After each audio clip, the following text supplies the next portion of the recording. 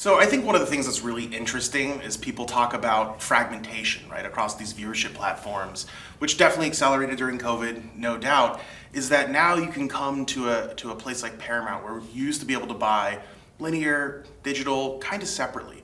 And we have all of these different types of inventory across these different inventory points, and our consumers are moving across them, through them, and sometimes staying inside.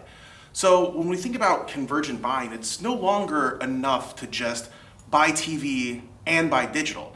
You have to buy this in totality. You have to realize that what's happening on the digital platforms, on the CTV inventory, is reflective and can be impacted by what people are doing on your linear television set. You have to start to think about things like reach and frequency and all these other pieces more holistically across all of these platforms. We talk a lot about this in the measurement space. We talk a lot about the need to do cross-platform measurement well. There's been a lot of investment and a lot of innovation in that space for a while. But I think one of the things that's kind of most exciting is the evolution of the activation space, where we can start to take advantage of all of this distribution, of this fragmentation, instead of looking at it as a challenge or a barrier. So is there anything that you need as the publisher to make this activation across all of these different options easier? Yeah, so it is a tough challenge, and we rely on a lot of different pieces of technology and a lot of different products in the ecosystem to help drive these types of capabilities. One of the things that I think is something that we have to be very cognizant of and make sure we avoid is accidentally creating new walled gardens.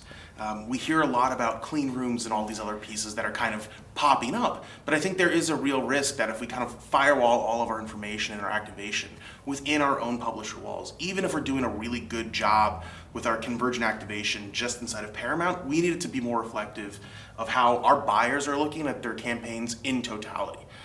This is why we're so excited for the OpenAP Data Hub. This is why we're excited for how the data kind of federation and collaboration is evolving in the space. You know, Snowflake, I think, is doing a great job. There's a lot of new entrants helping to solve this problem, but we need to be focused on the fact that a lot of this technology, this new technology, is bringing a lot of new promise to the industry, and we need to be ready to capitalize on that and be very measured about the strategies we employ in the meantime. I guess that does raise one more question, though, is how do you strike that balance between being open enough and interoperable to sort of have the data flow freely to facilitate good deals and good buys, but also protecting consumer privacy and protecting sort of your own IP? Well, that's the nice thing about a lot of these new technology layers is the data is no longer flowing. You don't have to move data from point A to point B to use it anymore. Like, that is the promise of clean room technology.